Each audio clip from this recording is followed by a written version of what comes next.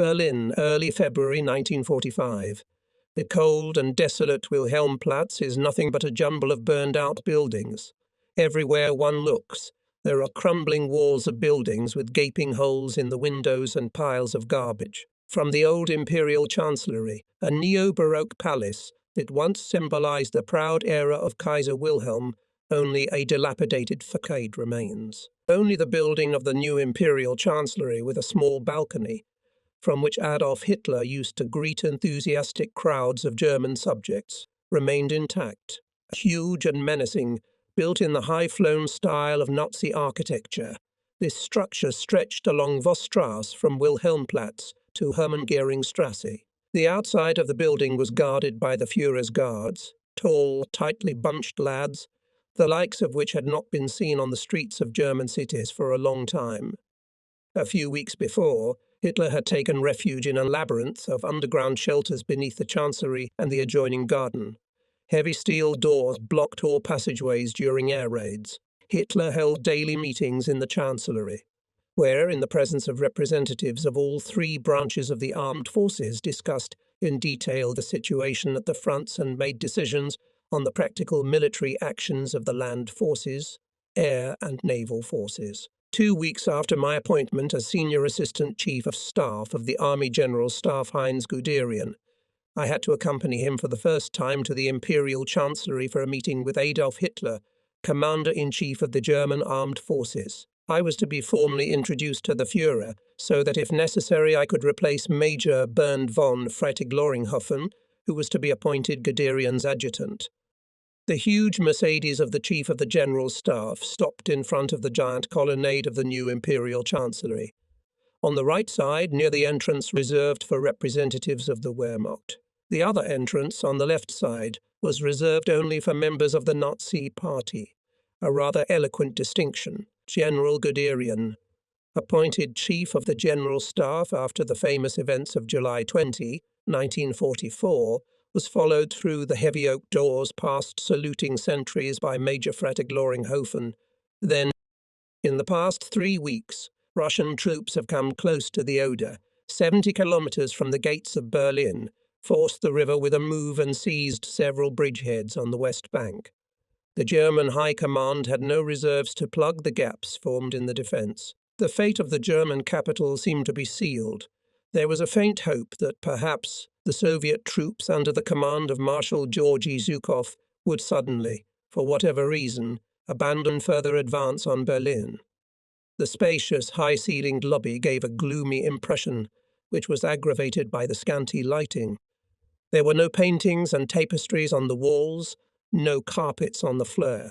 Everything had been removed because of the frequent massive bombardments. Giant cracks snaked along the ceiling and one of the walls. Many of the window panes had been replaced with cardboard and plywood sheets. The side facing the old Imperial Chancellery was fenced off with boarded-up shields covering the bomb-damaged wall. The officer on duty asked me to show my service ID or some other document. Eventually he found my name on a long official list of invitees and allowed me to proceed. The major escorted me to the adjutant's room, introduced me to the army adjutant. Lieutenant Colonel Georgman asked where the meeting would be held. Since the danger of air raids was still minimal, the meeting was not going to be held in a bomb shelter, but in Hitler's spacious office. We passed many different corridors and reception rooms. At the entrance to each room, the guards carefully checked our passes. We had to take a circuitous route because of the extensive damage caused by the bombing, especially the ceremonial courtyard, which was completely destroyed. However, the wing of the building where Hitler's office was located, almost unscathed. The floors were still waxed to a shine. On the walls hung paintings, on the windows, magnificent curtains. In front of the reception area leading to the deliberation room, guarded by SS officers with automatic rifles, the SS officers subjected us to an even more thorough search. We surrendered our personal weapons and briefcases, the contents of which were thoroughly inspected. After the assassination attempt on July 20, 1944, the briefcases were under special suspicion. We were not searched, but the experienced eyes of the SS officers scrutinized every square centimetre of our close-fitting uniforms. Again, our badges were examined in detail, after which we were finally allowed to enter the reception area. However, we arrived too early. The clock showed only 3:45, and the reception area was still empty. There were only 3 on duty, standing dignifiedly near the table with refreshments, and 3 more armed SS at the door to Hitler's office, where the meeting was to be held. General Guderian took advantage of the pause to call the Army Command Headquarters in Zessen to get the latest news on the situation on the Eastern Front. Soon Hitler's personal adjutant Sturmbannführer, Gunsch, invited Major Freitag and me to go to the working office of the Führer, who had just finished consultations with Bormann. A few minutes later I noticed in the doorway and Martin Bormann himself. He was of medium height, about 45-50 years old, stocky, rather full, with a thick, short neck. On a round face with protruding cheekbones and wide nostrils, an expression of almost ferocious cruelty, eyes and the whole appearance testified to perfidy. Liquid hair was smoothly slicked back. I was mesmerized looking at the man who was rumoured to have a huge influence on Hitler, was the evil genius of the Führer's team. Following Gunschke past Bormann, we greeted him briefly. In the office with a very high ceiling was almost no furniture, although the floor was covered with luxurious carpets.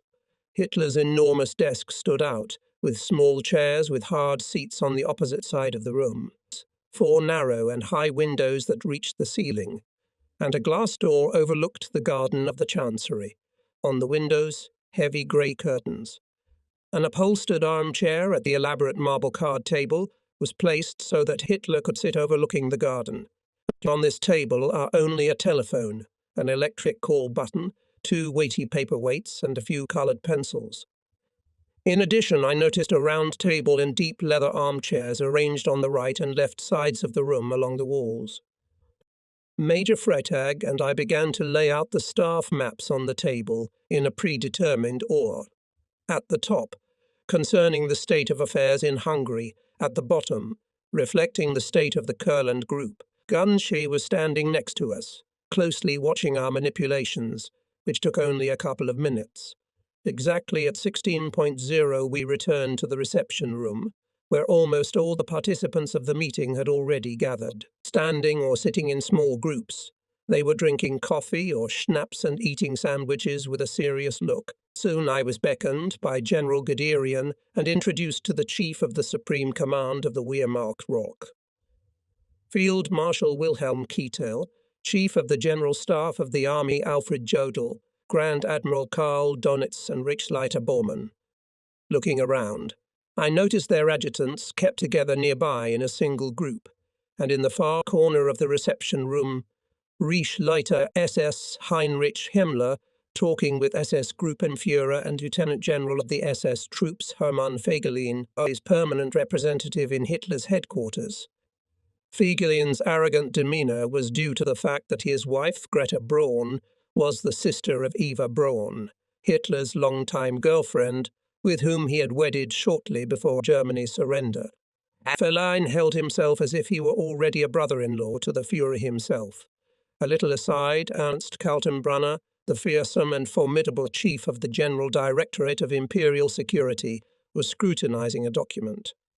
Heinz, deputy head of the Enstat press department and representative of this department in the Führer's headquarters, was talking about something with Wilhelm Zander, S-Standartenführer and advisor to Bormann. Reichsmarschall Hermann Göring sat with members of his staff, Generals Karl Koller and Christiansen, near a round table. Soon General Bergdorf, Hitler's senior adjutant, followed through the reception area into the deliberation room. A moment later he reappeared in the doorway and announced, "Gentlemen, the Führer invites you." Lined up according to military ranks, we, with Hermann Göring at our head, marched into Hitler's study. The Führer stood alone in the middle of the huge room, turned to face the door. Almost everyone who entered he greeted separately, silently shaking hands. Sometimes he asked questions to which he received short answers. Yes, my Führer, or no, my Führer, I stood at the threshold, anxiously awaiting the official ceremony of my formal introduction to Hitler. General Guderian must have mentioned me, for I noticed the Führer glance in my direction, and immediately Guderian gestured for me. I went toward Hitler, and he dragged his feet and took a few steps toward me, slouching infirm. Then he held out his right hand to me, and I felt a weak and sluggish handshake, utterly devoid of any strength or feeling. His head was shaking slightly, and this struck me most of all. His left arm hung lifelessly along his torso, and his left palm trembled with a fine tremor. He moved like a very sick and decrepit old man. His face spoke of extreme fatigue and utter exhaustion. Only his eyes burned with an inner, intolerable fire that was instantly alarming and seemed almost unnatural.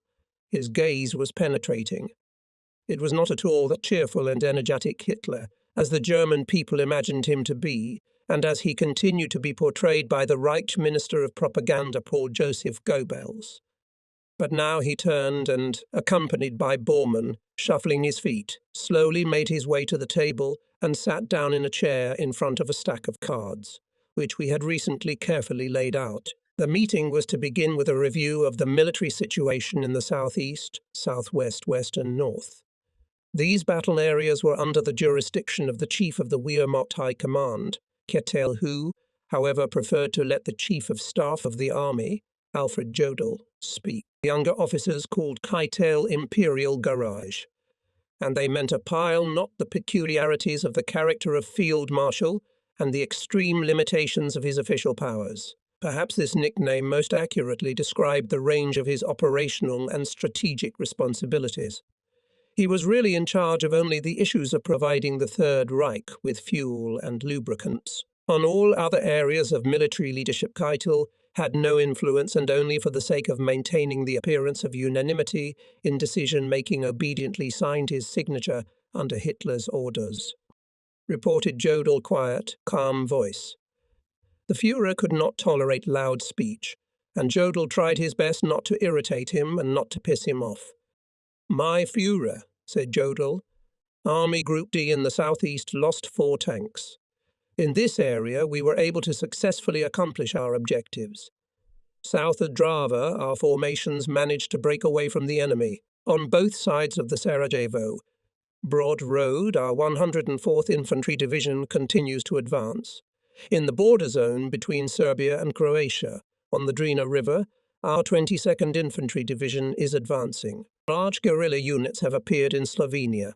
The command reports that in the southeastern section of the front, it has a total of 25,000 troops.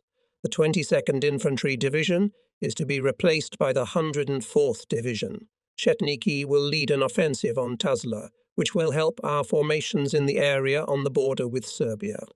After that, there was a short pause, during which they changed maps. Hitler sat motionless in the general silence, only slightly raised his hand when they removed the map of the southeastern section of the front. Then Jodl continued his report. This time it was about the Italian theatre of operations where Army Group Creep fought. On the Italian front, my Führer resumed his report, Jodl. The enemy is actively conducting reconnaissance combat, otherwise no serious contact with him, no. The withdrawal of the 356th Infantry Division to Hungary is carried out according to plan. The 16th SS Motorized Division is preparing to redeploy to new positions. Here Jodl drew the attention of the audience to the successful actions of the Engineer Sapper Company in the area north of Florence, praised the valor and bravery shown by it, trying his best to cheer up Hitler, who was, by all accounts on this day, was not in the best mood, to distract him from the overall bleak picture of the situation on the fronts. In fact, both German armies after fierce fighting retreated to the line north of Florence. However, Hitler's impatient hand motion interrupted his dithyrambs, and Jodl continued to talk about the troops moving to the western direction.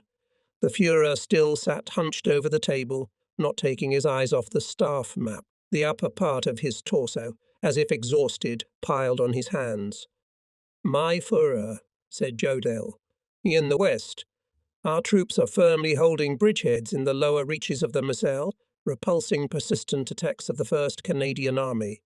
Enemy troops in the area of Orr, where Army Group B surrounded. At the same time, our reserves, the 12th Motorized Division and the 9th SS Panzer Division, are bound by fierce enemy attacks on the left flank of the 15th Army. The situation in the west was greatly affected by the offensive in the Ardennes. Now the troops of both sides were busy regrouping.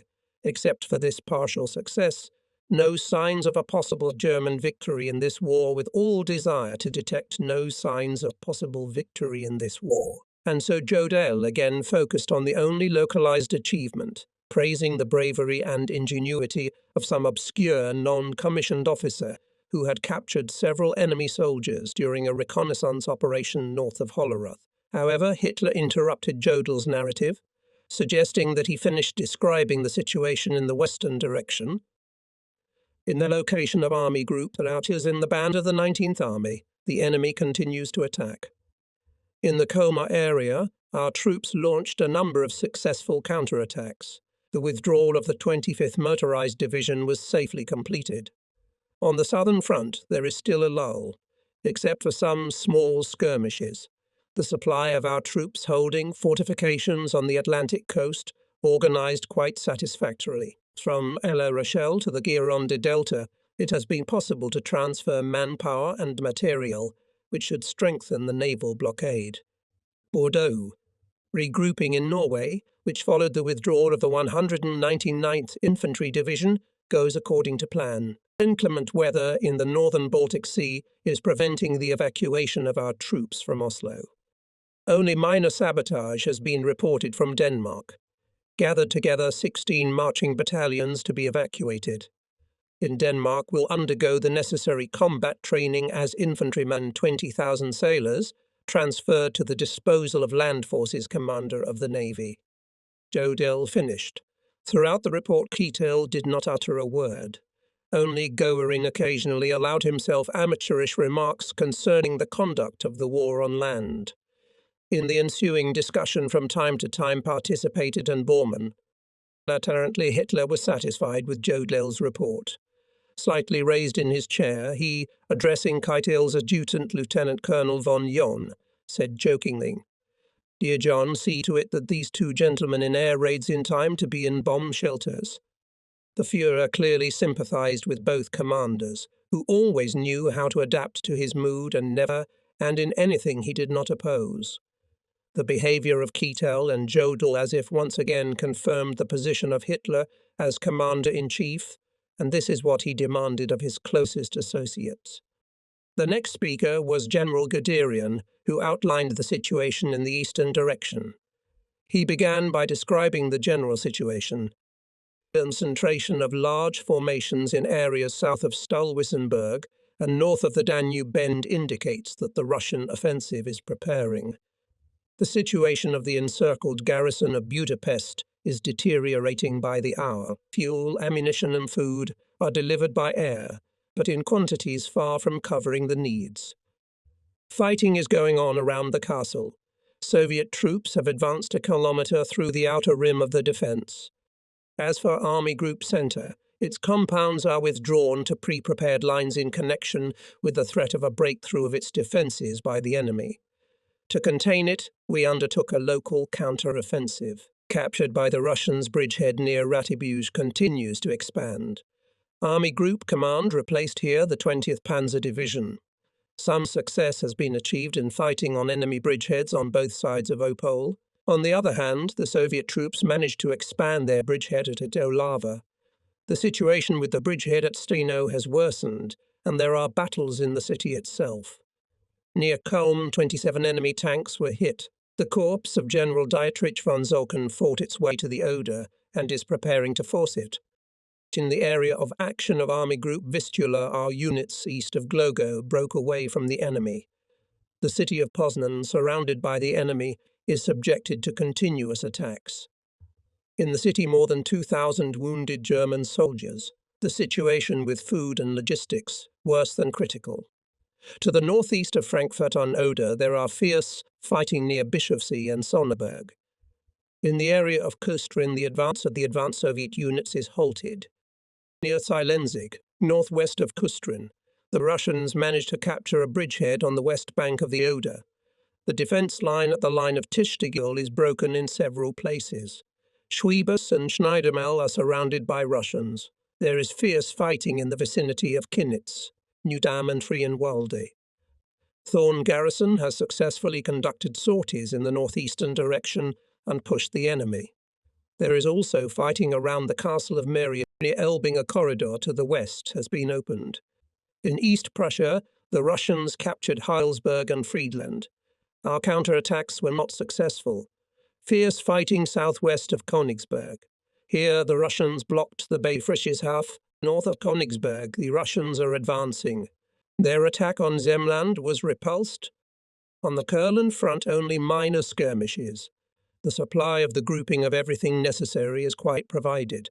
The evacuation of the 3rd SS Corps, the remnants of the 4th Panzer Division, and the 32nd Infantry Division is proceeding according to plan. In addition, withdrawn to other positions, 389th, 281st and 81st Infantry Division.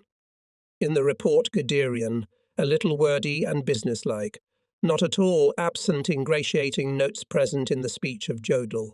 This was due not only to the differences in the characters of the two generals, but also the experience of Guderian in 1941, when after the failure of the offensive on Moscow, he had to listen to from Hitler many bitter words, and he was removed from his post and sent to the reserve of the Supreme Command. Hitler did not like Guderian.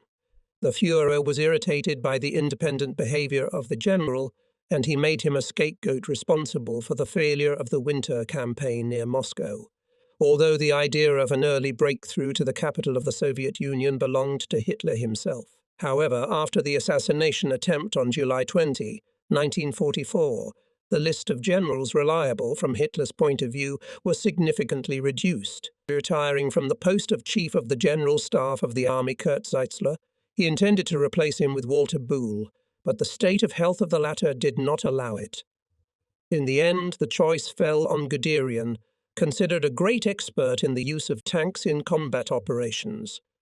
Guderian's return to active military service occurred in a not very favourable environment. After the failed assassination attempt, Hitler's confidence in the German officer corps, and especially the generals, was finally undermined. But he still maintained with Guderian for a few months more or less normal relations, but in November 1944 they again deteriorated. The mutual dislike stemmed from fundamental disagreements over military tactics, but there was a significant additional factor: Guderian, when he felt it necessary. And this happened quite often. Boldly opposed Hitler's opinions and decisions, openly warning him of the negative consequences. Guderian was one of the few of the Führer's inner circle who were not afraid to defend their own views and enter into polemics with Hitler. After the failure of the Ardennes offensive, which began on December 16, 1944, Hitler had a crazy new idea in his brain. For some reason he imagined that by applying an offensive strategy, he would be able to mislead the enemy to hide his own weakness from him. In other words, Adolf Hitler tried to adhere to his political and military doctrine, to attack at all costs, at all costs. Of course, he also wanted to buy time. No wonder that Guderian on all important issues of warfare diverged with Hitler. In the opinion of the general, the German front was too stretched. As Guderian believed, the country did not have even approximately the necessary resources to carry out major offensive operations, and at the same time to create a reliable defense primarily in the east. Guderian understood all too well the excessive length of German defensive lines in the east, and saw his main task as keeping the Red Army from penetrating into Central Europe. Therefore, he proposed to concentrate all forces on the creation of powerful defensive lines on the Eastern Front. He understood. This could only be achieved by weakening resistance in the west and sacrificing the enclave of Courland. Nevertheless, Guderian was determined to convince Hitler of the reasonableness of his plan. And for this purpose he left Zossen for the Führer's headquarters in Bad Nauheim, where he had moved on Christmas night 1944 from the Wolf's Lair, in East Prussia, in order to personally direct the offensive in the western direction. At the risk of his own life, Guderian demanded that Hitler order the cessation of offensive operations in the Ardennes and the transfer of released military units to the Eastern Front, where the situation was threatening. As assumed by the general, the Russians, in all likelihood, will launch a general offensive on January 12, 1945. Hitler flatly refused to follow Guderian's advice. Instead, he ordered on the night of New Year's Eve to launch an offensive operation code-named North Wind, expecting to eventually regain the territory of Alsace-Lorraine, defeat the 7th American Army, crown himself with the laurels of the winner, and resume the stalled Ardennes campaign with which he had high hopes. Such pictures of imaginary military feats often appeared in Hitler's brain, substituting real events of various fantasies, giving wishful thinking for reality. In these visions, he repeatedly destroyed the Anglo-American armed forces, not taking into account the serious failures on the Western Front and persistent warnings about the upcoming soon major Russian offensive from the Nauru and three Vistula bridgeheads.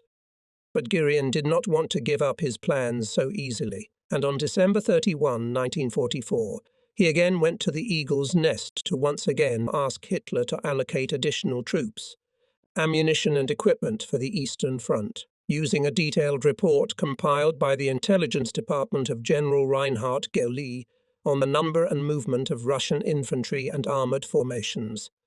Guderian tried to clearly demonstrate to the Führer the degree of serious danger threatening Germany in the East. All the documents received unequivocally pointed to January 12 as the likely date of the beginning of the Russian offensive. However, no arguments on Hitler did not work, but Guderian has not yet given up. January 9. He again tried to outline to the Führer the actual situation, citing new, more recent documentary evidence, again mentioning January 12 as the date of the Russian offensive. All in vain.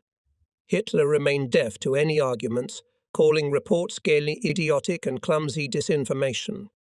He refused to believe the information about the concentration of Soviet troops and their preparations for an attack, because this information did not fit into his plans. He made this clear when he stated that the Eastern Front must make do with available resources. Needless to emphasize that, as expected, on January 12, the Russians struck a powerful blow from bridgeheads established on the Narew and Vistula rivers, south and north of Warsaw. Far superior enemy forces overcame a much weaker defense line for 2 days all the way from East Prussia to the Carpathian Mountains. Poland and the Silesian Industrial Basin, the former part of East Prussia, and all German lands east of the Oder, except Upper Pomerania, were lost. The Red Army approached close to Kustrin, that is, was at the gates of Berlin. Having finished his report, Guderian with a slight bow retreated to the side.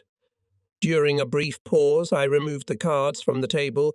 Then came forward General Christiansen from the operational headquarters of the Air Force to outline the situation in the airspace of Germany. President Goering and the Chief of Staff of the Air Force, General Koller, listened in silence.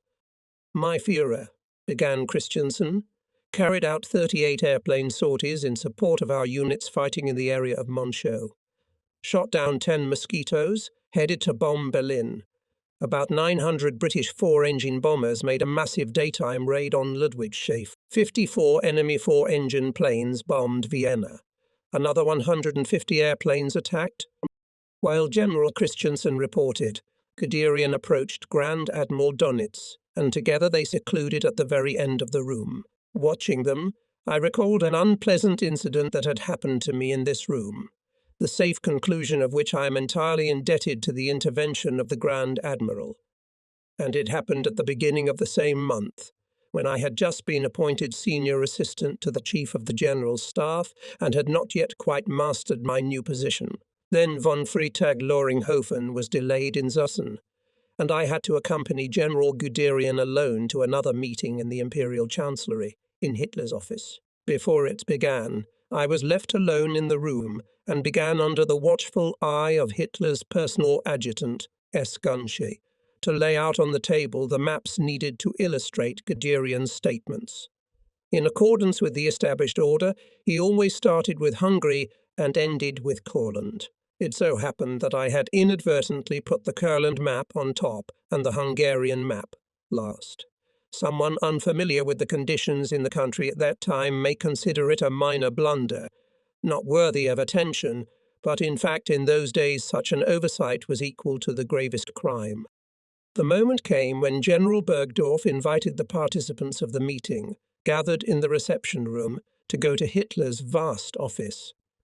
After greeting each one individually, the Führer took his usual place in the chair at the head of the table in front of a stack of operational maps. Guderian stood to his left, ready to begin his report, and I, then not yet officially introduced to Hitler, took a seat on the right, waiting for the command to change maps as we moved from one front to another. General Guderian, as is customary, began with the situation in Hungary, but in the middle of the first sentence, he suddenly stammered and stared at me with a fierce look. Hitler silently looked at me with an expression that is difficult to describe and leaned back. Realizing my mistake, I was horrified and began to mumble something incoherently. All present looked at me as if I was a scoundrel. Only Ground Admiral Dönitz, smiling and saying a few consoling words, invited me with a nod to put the cards back in the right order. The incident was quickly forgotten, and I retained a deep sense of gratitude to the Grand Admiral for his kindness. Guderian was aware of Dönitz's special influence on Hitler, and he believed that the Admiral had a better chance of convincing the Führer to agree to the proposals of the General Staff of the Army.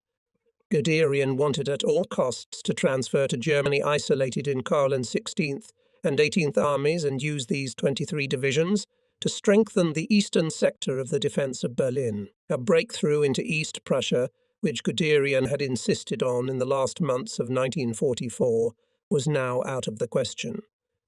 But it was not too late to evacuate military units from Courland through the ports of Vindava and Lee. The decision had to be made quickly.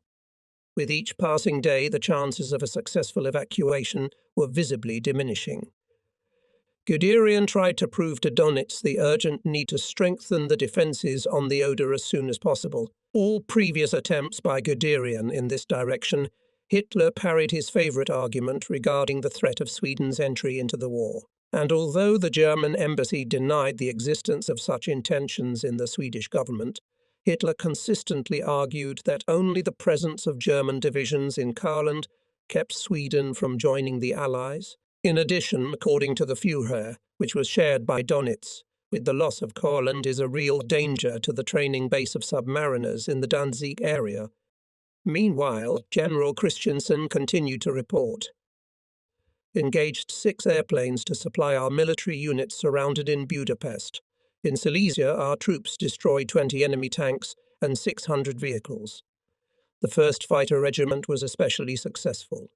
Airstrikes on the Soviet bridgeheads on this side of the Oder and on concentrations of enemy troops in the defence band of the 9th Army.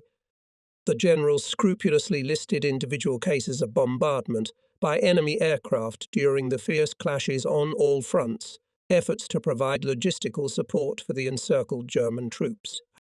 But here Hitler interrupted the speaker and, turning to Göring, asked, "Göring, what is the situation with the new combat airplanes?" Göring mumbled something in confusion and gestured to General Koller to give the necessary explanations. He, in turn, gave the floor to Christensen. "My Führer," Christensen began, "unforeseen production difficulties have arisen. The possibilities of transportation by rail and other means are severely limited." Here Hitler interrupted the general again. "Leave it. It doesn't matter. Report further." He spoke faintly, in a slightly hoarse voice. And where could the new planes come from? After all, every time, as soon as they began to produce a new model, Hitler immediately, succumbing to someone's persuasion, made significant amendments to the already approved design, stopped the assembly line and ordered to prepare new drawings. And this chaos lasted for more than 1 year.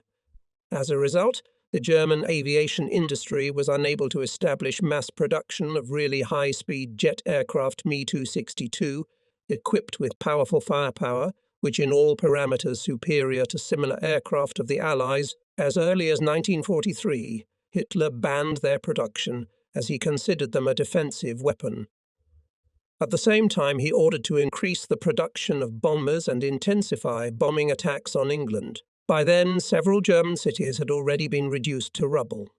German air defences were unable to resist the Anglo-American air armada, German fighters on their combat qualities inferior to the Allied aircraft, which had no difficulty in repelling the scattered attacks of German aircraft.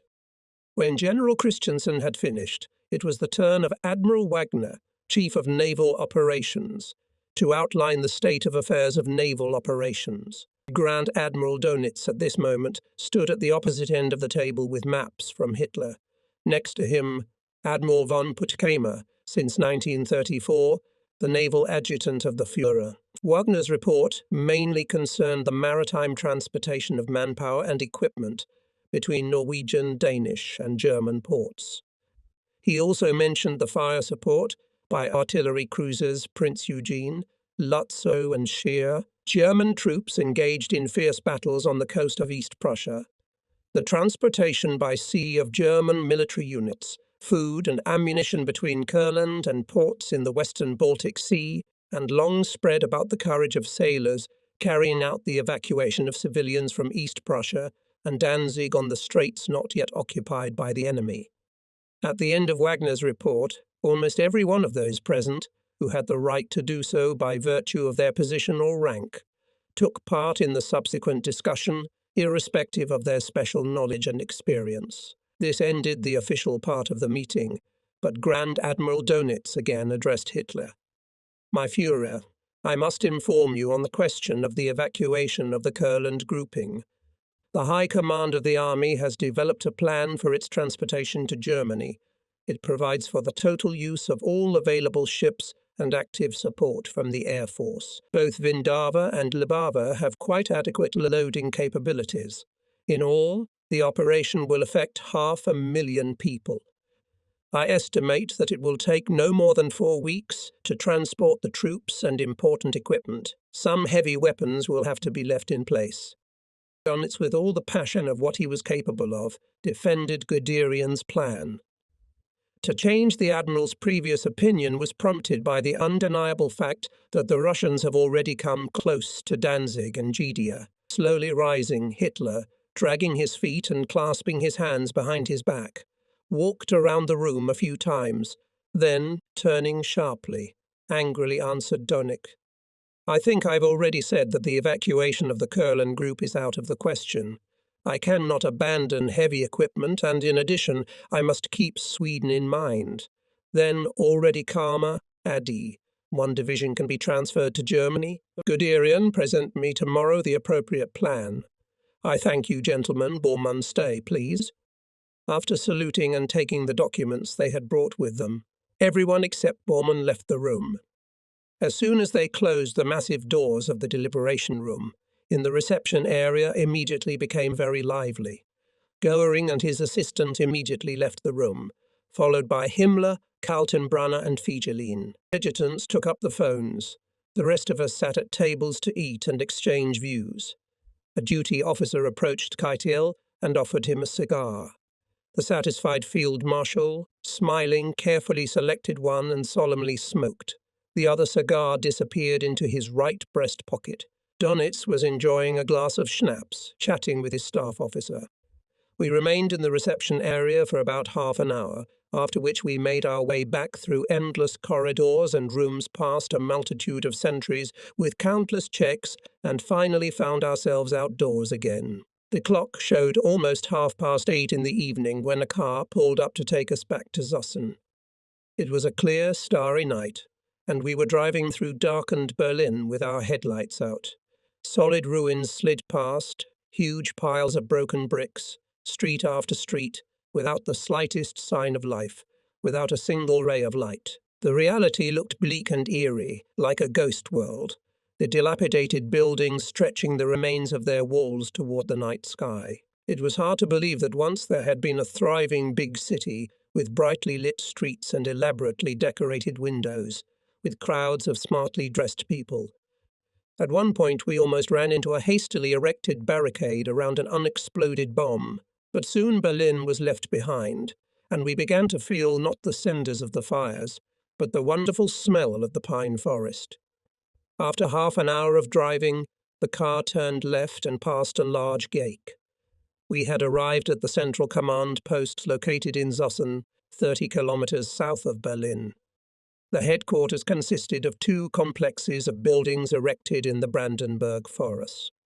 Maybach High housed the offices of the General Staff of the Army, while Maybach High, 500 meters further south, was home to the members of the Wehrmacht High Command and the staff of the Operations Directorate. 12 buildings were grouped in the shape of a horseshoe, perfectly camouflaged and connected by underground passages. The entire complex was ready in 1939 and was the first headquarters of the German armed forces during the Polish campaign. 2 buildings had 2 underground levels each.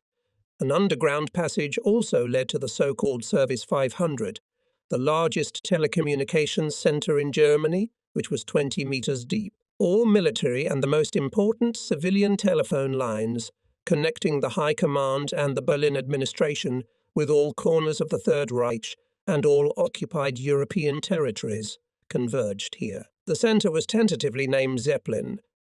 No sooner had we arrived at the command center than we were already warned about the air raid coming. English bombers were already on their way to Berlin. Then, around 9 p.m., called from the Imperial Chancellery and transmitted a telegram. At midnight, in the underground shelter of the Führer, will hold a briefing. Approach from the side of Hermann-Göring-Strasse. General Gieland to take with him the dossier concerning the fronts in Hungary and Pomerania. Hitler often arranged such night meetings, showing complete disregard for our well-being. He himself has long belonged to the so-called Midnighters. For us, these events were nothing but a vain, exhausting waste of time. The demand literally pissed off General Guderian, who knew very well how overloaded we all were with our current work. As soon as I put down the telephone receiver, as again called from the Imperial Chancellor. Due to air anxiety, the meeting is postponed until 1 am. Otherwise, the order remains in force. Apparently, this night we had to do without sleep. We waited out the air raid in the bomb shelter on the second, deeper level, and after the signal of rebellion, we went back to the surface. These trips up and down were difficult. Each time we had to take all the important documents with us. Before returning to Berlin, we also had to get as much information as possible about the aftermath of the air raid.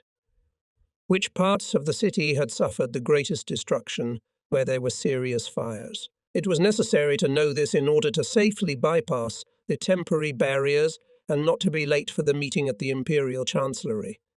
Perhaps it was because I had recently been in a very different world. At a family celebration in Lübeck on the occasion of my 27th birthday, or because I was clearly aware of the new and unfamiliar responsibilities awaiting me as Guderian's adjutant, but only when I was gathering the information I needed for the forthcoming night meeting, did the string of events that had preceded this moment stretch before my mind's eye. Lübeck had always been a free imperial city.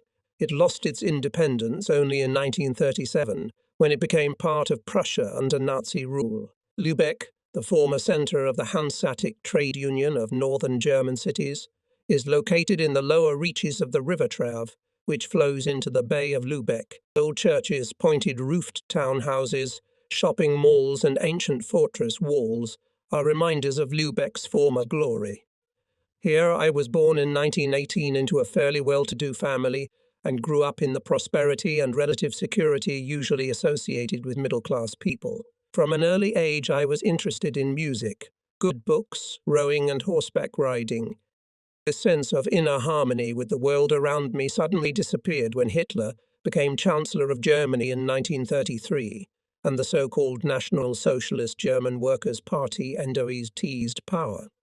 That same year I joined the Hitler Youth, a political Nazi organization for young men 15–18 years old. It was there that I first came into contact with politics. What attracted me, perhaps, was the opportunity to participate actively in the solution of specific tasks and in the achievement of clearly defined goals, as well as the strict attention to sports and paramilitary games. I loved the collective spirit of camaraderie unknown to me before, imbued with youthful idealism, and I was soon appointed leader of my group. However, I did not hold this post for long. The fact is that from childhood I was accustomed to have and openly express my own opinion. It was this peculiarity of my character that caused a conflict with the leadership of the local branch of the Hitler Youth. In 1936, I was expelled from the organization. To some people today, especially those unfamiliar with the conditions of the time, this case may seem insignificant, but at that time in Germany it was fraught with very serious consequences.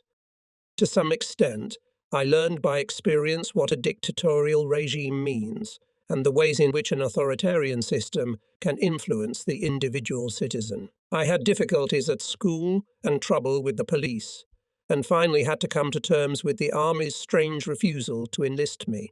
Even though I had passed the officers' exams with honours, this blow discouraged me from becoming a career military man, and in 1937 I left school in Lübeck, having received my secondary school leaving certificate, and intending to continue my education at university. But first I had to do my labour service and fulfil my military obligation. I had to serve my labour duty in the Sorap camp near the Danish border. Camp life was not to my liking, although I was going to be nominated for a leadership position. I began to think about serving in the cavalry as an alternative. My long-time love of riding, the belief that cavalrymen do not have time to deal with day-to-day political issues, and finally memories of my ancestors on my mother's side who had served in the 13th Regiment of Royal Lancers in Hanover. Eventually, I enlisted in the 13th Cavalry Regiment stationed in Lüneburg. Service in the 1st Squadron, which began in November 1937, opened up a whole new, special world to me, all the more striking after the bitter disappointments I had experienced in the Hitler Youth, in the labour conscription camp and with the state authorities. At that time, the cavalry regiment stationed in Lüneburg received men from the farms and estates of Lower Saxony and Schleswig-Holstein. From the very first days I met true friendship and camaraderie in the regiment, something I had dreamed of long before I joined the Hitler Youth. Here it was taken for granted to help each other without sparing any effort. But there was another extremely important part of our daily soldier life: our horses. We constantly groomed them and sometimes cursed them, but they were part of each of us and definitely equal members of our military brotherhood. Neither during the training nor during the subsequent period was there the slightest attempt to politicize the personnel or to impose party ideology on anyone. We cavalrymen had our own spiritual atmosphere, and when scientists were puzzling over the creation of the first atomic bomb, we rode out horses and galloped with naked sabres to the straw-stuffed scarecrows mounted on poles. In training, we were driven not so much by the desire to pierce an imaginary enemy with a curved sabre, as by the desire to train the horses to obey the pressure of the rider's hips and to gallop straight at the frightening straw monsters. I could never quite understand why Nelly, a Hungarian mare and my faithful companion for 5 years, was always frightened by those ugly straw bags, although she was otherwise an understanding and reliable horse. At times she threw me off before I reached my destination. In spite of the prevailing feeling of general uneasiness and some latent uncertainty among the German population, my parents and I prepared diligently so that at the end of my 2-year military service I could begin my studies in Berlin in the fall of 1939. All the required documents were submitted to the university, and even suitable housing was found. But disaster struck. At the end of July I fell off my horse, broke my tibia, and had to spend several months in the Lübeck Garrison Hospital. After the outbreak of war on September 1, 1939, the stay in the hospital was a severe ordeal for me. The squadron in which I had served before the fall was immediately sent to the Western Front, where it joined the 58th Infantry Division formed in Lübeck as the 158th Reconnaissance Detachment. The division received its baptism of fire in the Saar region, at the junction of the borders of Germany, France and Luxembourg. It was September 1939, the first month of the war. When the radio broadcast another report about successes in Poland, I was horrified every time at the mere thought that the victory would be achieved without my participation. When I received letters from my fellow soldiers writing about the first battles and losses, I simply lost patience. Writing countless petitions pestering doctors, I bored everyone so much that I was finally allowed to walk a little in early October, although admittedly I should not have done so. I was still walking with the aid of a stick, and my leg was still in a cast, when I was allowed to join the squadron stationed at Igel on the Luxembourg border in early November. In the first weeks after leaving the hospital and returning to my home squadron, riding and walking were difficult and painful. X-ray in December showed that although the bones had fused, but with displacement, this fact did not worry me at all. The main thing is that I was back in the line, and from that moment on I was no longer afraid of any troubles. We spent several months preparing for the invasion of France.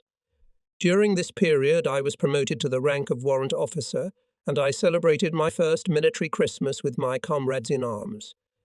In January 1940, I was seconded to the Cavalry Academy located in Krampnitz, near Berlin. All new recruits had to go through rigorous selection, physical and mental tests, and we learned how young officers can earn the respect of subordinate soldiers. Not everyone can be a leader.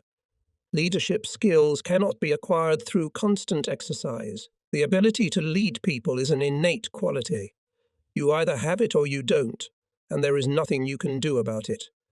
However, in any case, it is useful to have some general rules and solutions for typical situations at hand. The commander of our department, Lieutenant Colonel Lengerke, who later died at Stalingrad when faced with displays of arrogance on the part of young lieutenants and warrant officers, liked to repeat, "A well-bred and decent man is always distinguished by modesty and nobility." During very strenuous classroom and practical training, visits to Berlin theatres, museums and concerts, I never stopped thinking about my native squadron.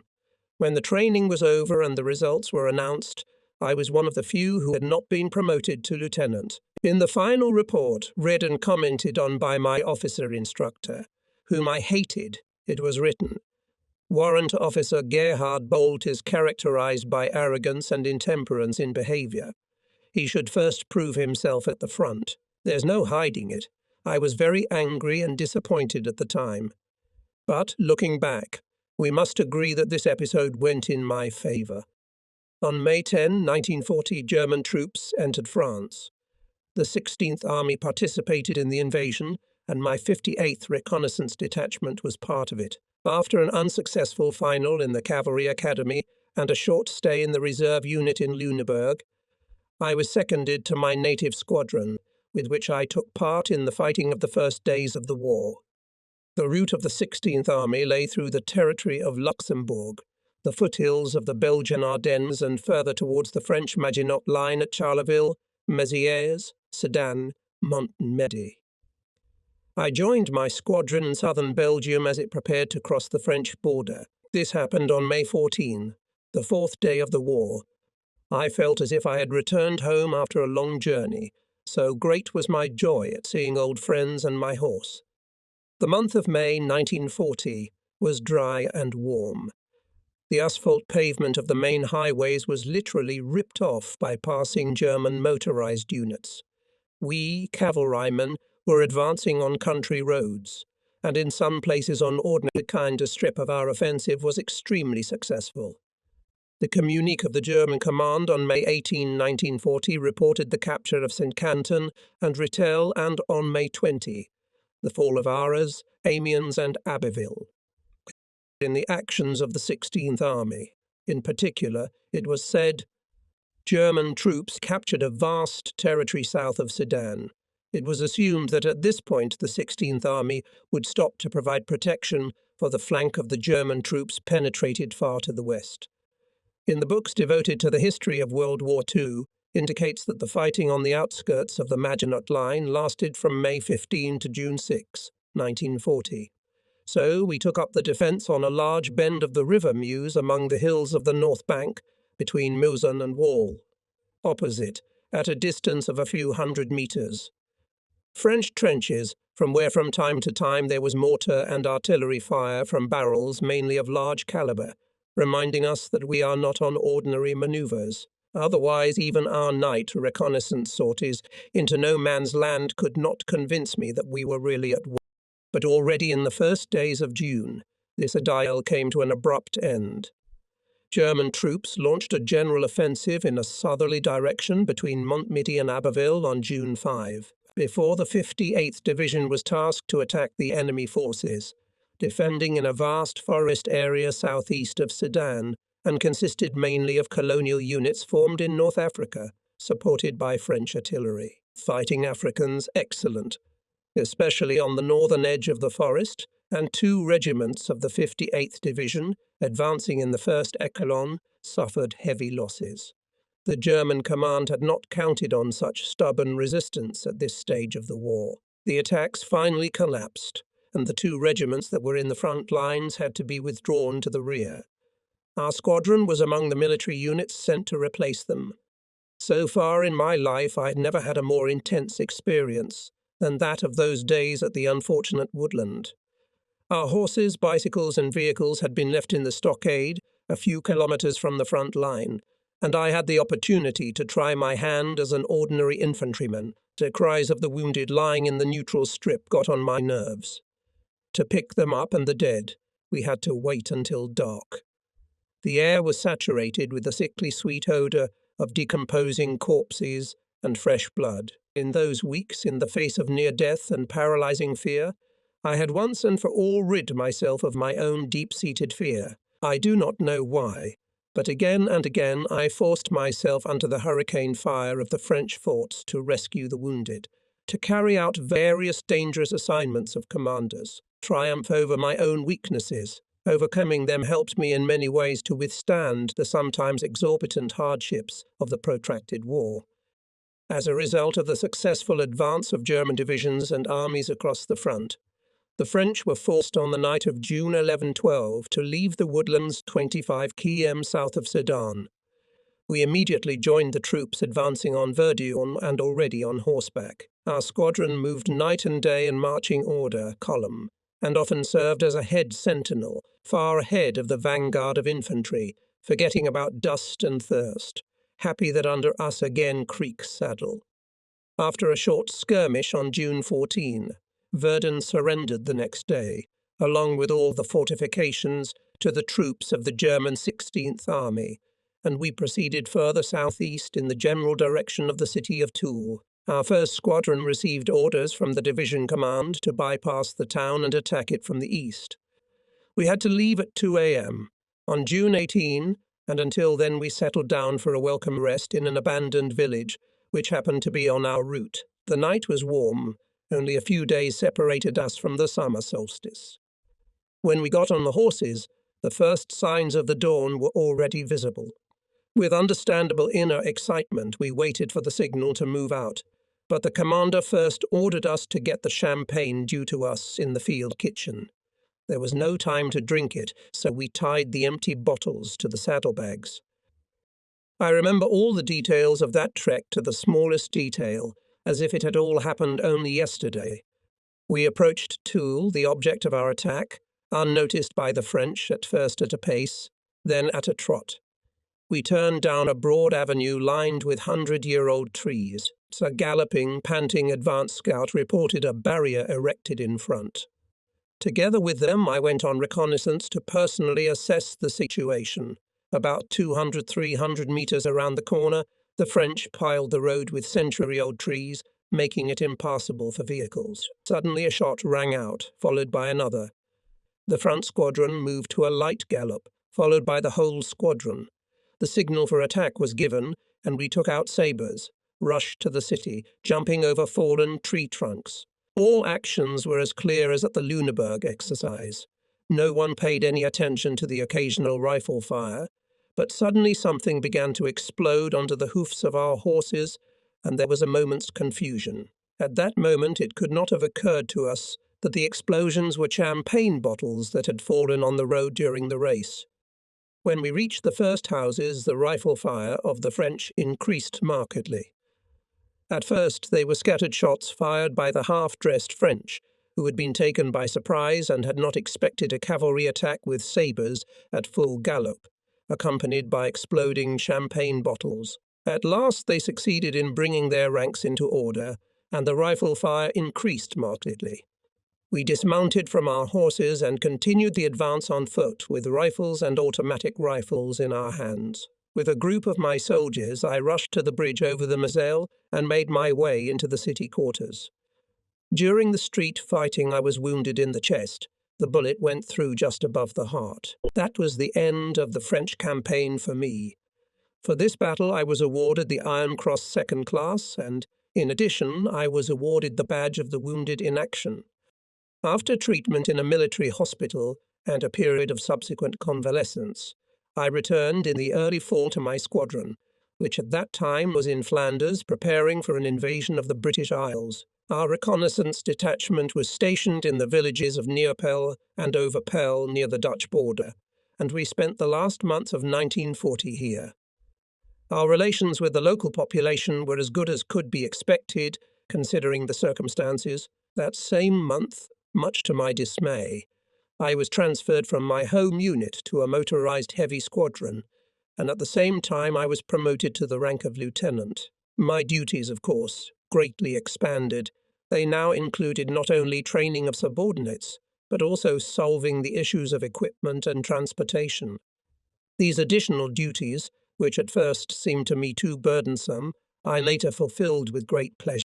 In April 1941, in our marching life, there was a major change. The 58th Division, including my unit, was transferred by rail to East Prussia. We were so much distressed by the necessity of leaving the comfortable and cosy Flanders that we had no time to think about the reasons for our redeployment. At any rate, I never dreamed of connecting our move with a possible war against Russia. My detachment settled a little south of Elbing, where it remained for 2 months. I lived this spring in East Prussia with great pleasure, with its numerous lakes and virgin forests, with splendid scenery full of quiet sadness, surrounded by a mass of kind people for whom hospitality is the immutable law of human intercourse. Then we began to move out from Elbing farther and farther eastward, quickening our pace with the onset of summer days.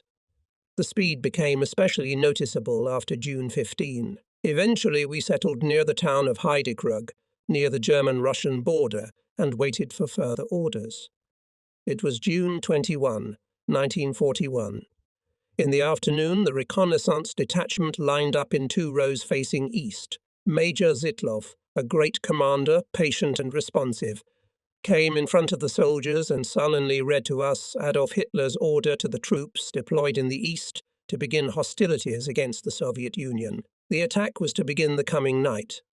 Hitler's order ended with the words, "May God help us in this battle." June 22, 1941. 3 o'clock in the morning. The surrounding countryside is plunged into a ghostly silence, with only the occasional croaking of frogs and the croaking of some sleepy bird. We wait for the moment to begin marching eastward. The hands of the clock showed 3:15, and at the same instant a deafening rumble shook the silence. It became as bright as day.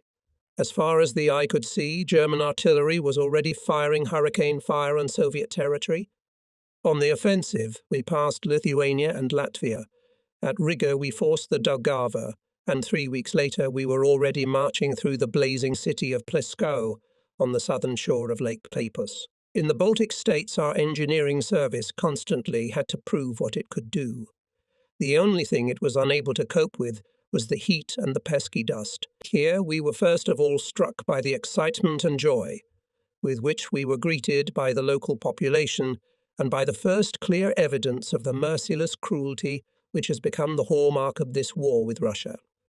Our squadron suffered casualties within a few days after the invasion of Lithuania.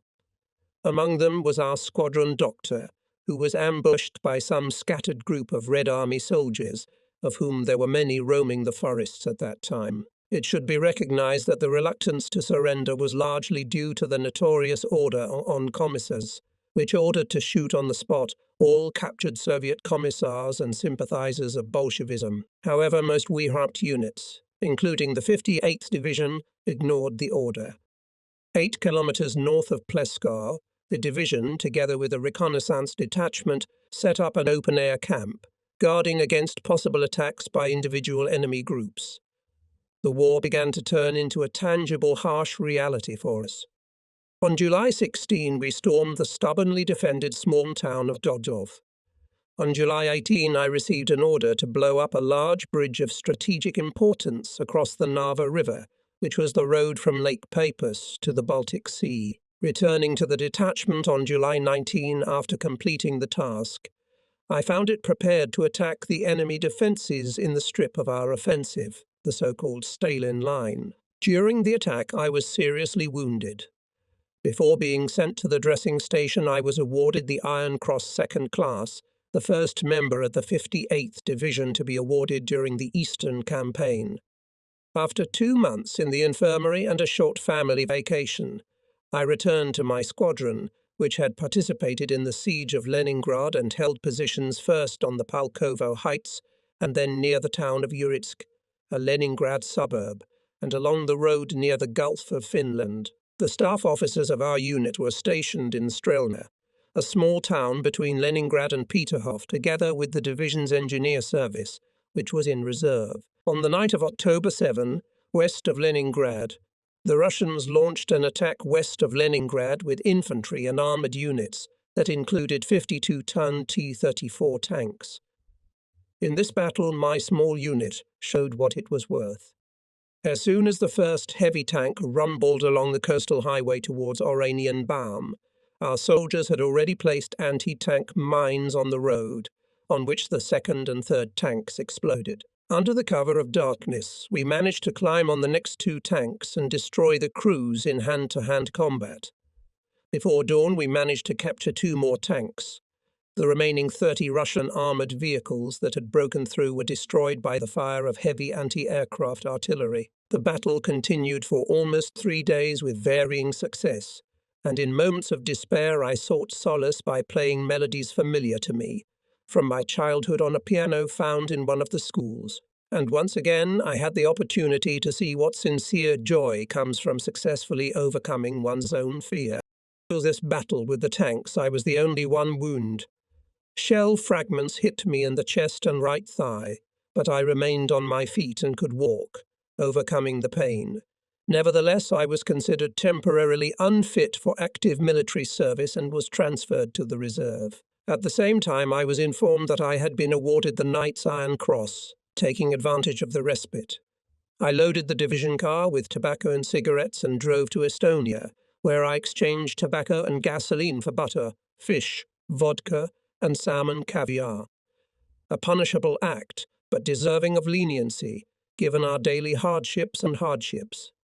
Returning to the Leningrad front, I found a film crew, journalists, and technical experts.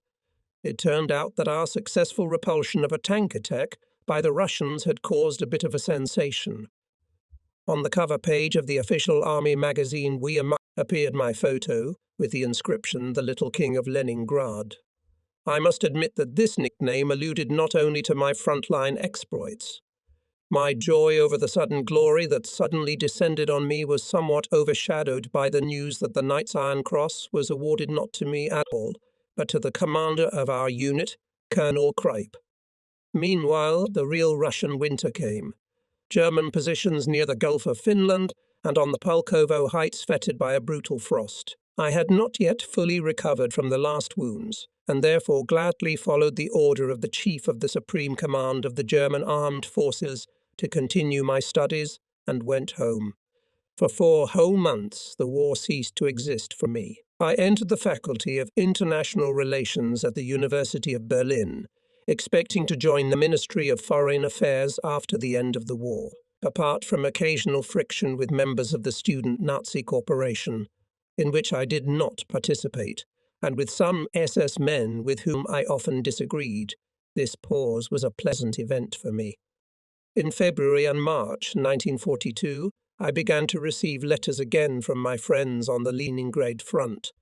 Their situation had deteriorated sharply as a result of the Russian breakthrough. The division in which I was serving had been moved with the infantry regiments to new positions near Lake Ilmen.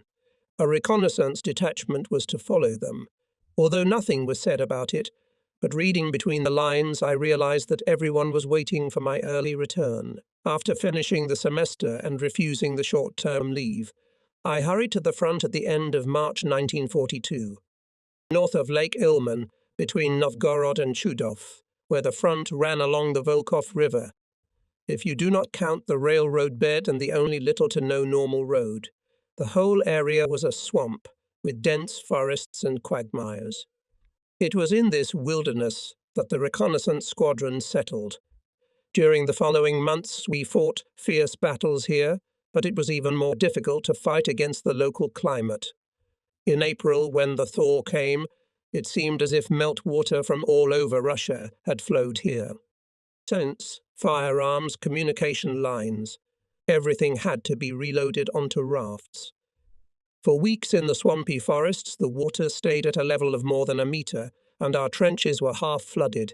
When the frost began to recede and the sun began to intensively warm the ground, allowing the water to seep into the depths, we were attacked by clouds of mosquitoes.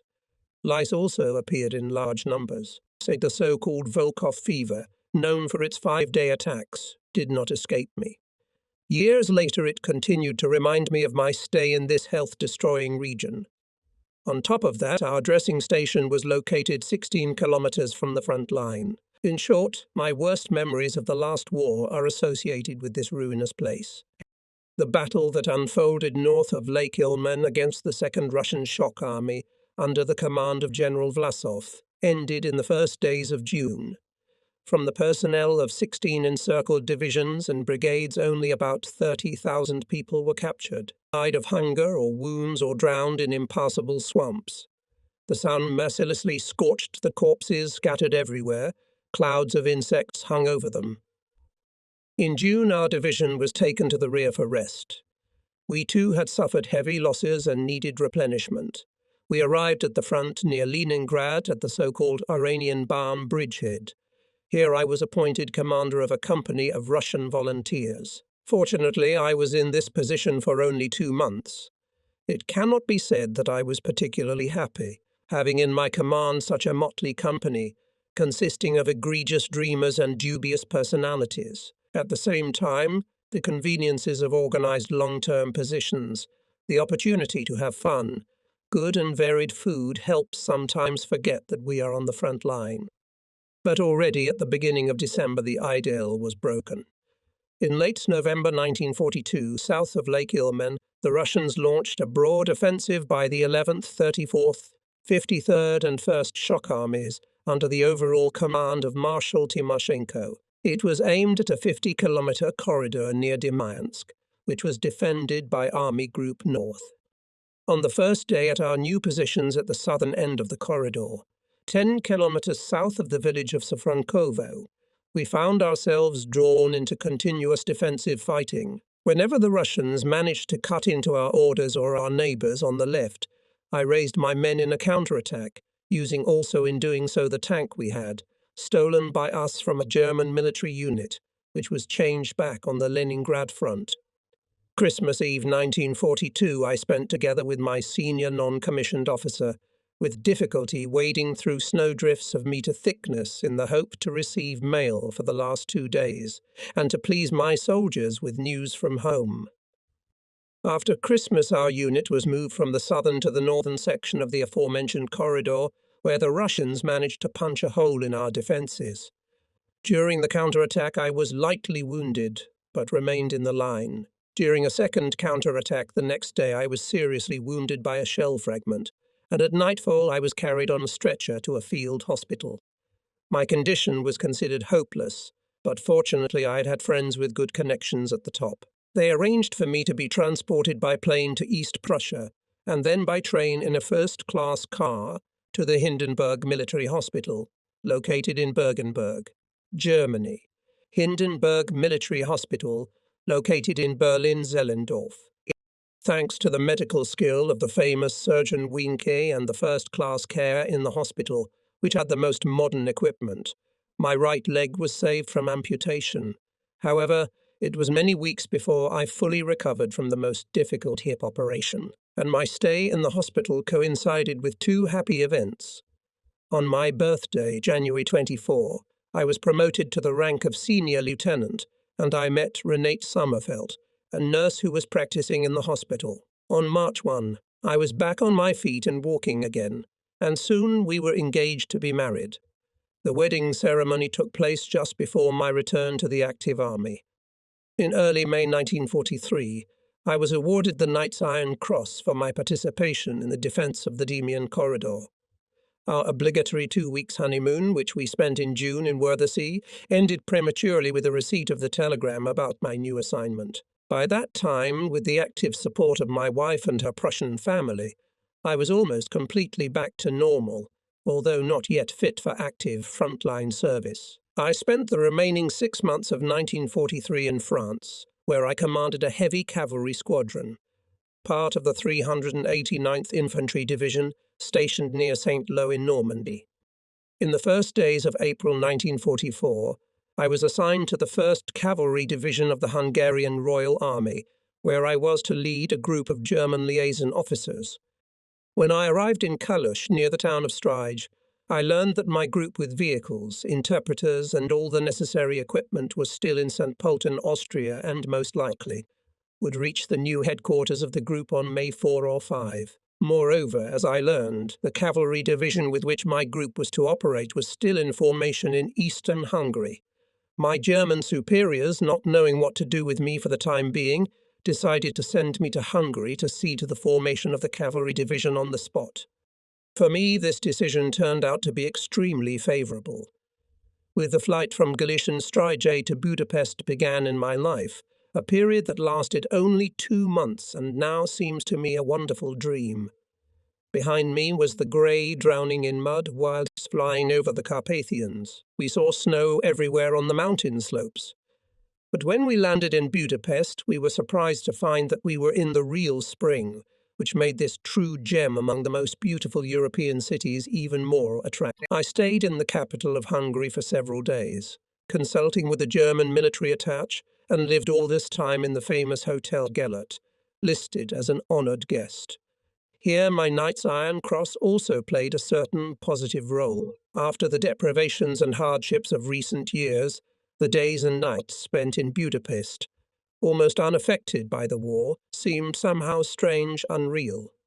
Having thoroughly worked out with the military attaché my specific duties as head of the group of German liaison officers of the 1st Cavalry Division, I left hospitable Budapest and went to the city of Nyíregyháza, eastern Hungary. The next day after my arrival, I formally introduced myself to the commander of the cavalry division to be created, Lieutenant General Vataxi, former adjutant of Miklos Horthy, and immediately received an invitation to visit him at his home. I was received with the utmost affability and with such sincere cordiality as I had never before seen in Germany. At a small reception given in my honour, I received my first official commission. Perhaps the general wished to get to know me better, or simply to acquaint me with his beautiful country, or to show me a special attitude toward me. But, whatever the reason, the assignment was quite unusual and very pleasant. The general wished me to accompany his 20-year-old daughter, a beautiful and passionate horsewoman, on horseback rides in the mornings. So, every morning we set off on magnificent thoroughbred horses through the most beautiful surroundings, sometimes having breakfast with friends in neighbouring estates. The many acquaintances I made allowed me to get to know the country and its people better, and to learn to love and respect them. They also helped me during the cruelest battles with the Russians. In fact, saved me from death. Of all the acquaintances I especially remember a 2-day stay at the estate of Count Karolyi, the cousin of the then Prime Minister. Travelling to him by invitation was like travelling to a different, unfamiliar world. I was met by the whole family, standing on the wide staircase leading to the castle. The Countess personally escorted me to the chambers assigned to me, in fact, to her own room, in which she admitted she had given birth to her 2 children.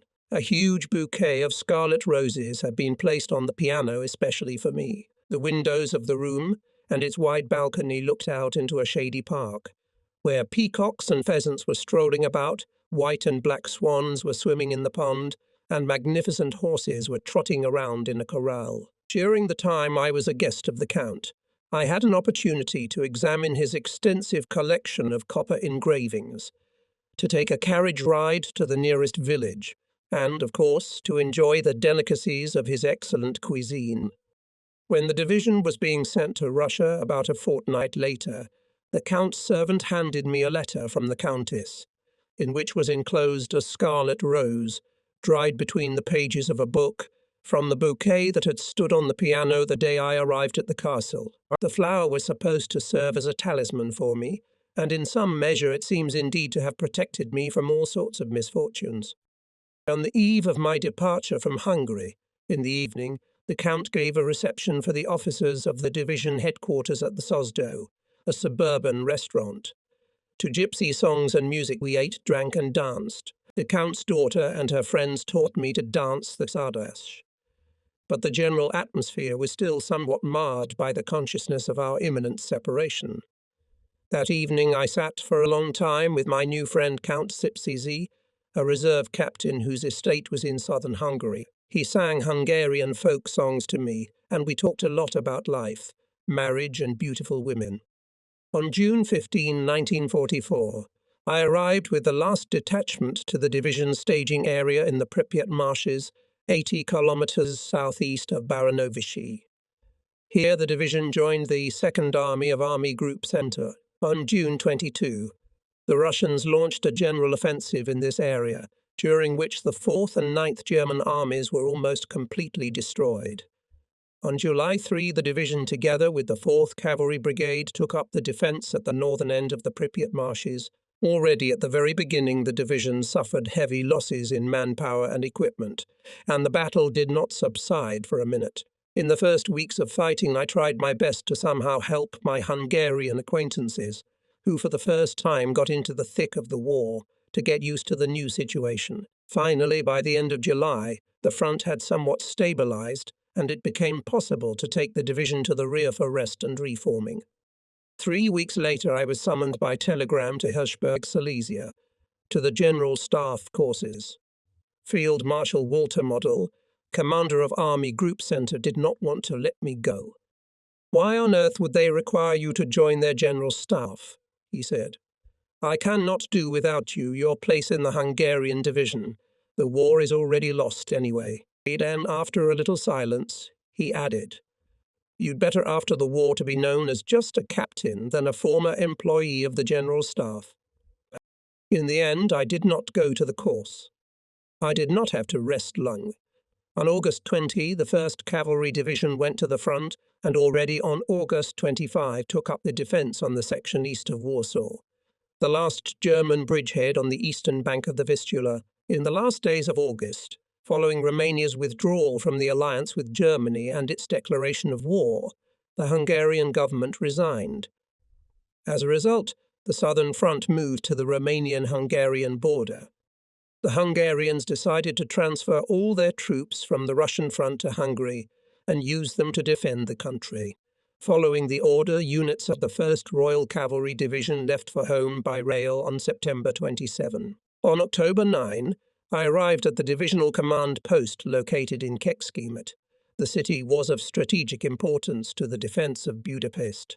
The next day, the Russians launched a tank attack.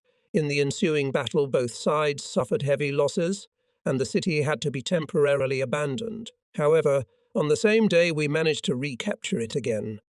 When I returned to my apartment and prepared to rest, my friend Stipschi came to me. I hardly recognized him. Always the epitome of cheerfulness and energy, he looked extremely tired and desperate. He told me about the fate of the Karoli family, with whom he was on close terms. When the Russians broke into their estate, the Count, Countess, and their 2 children had committed suicide.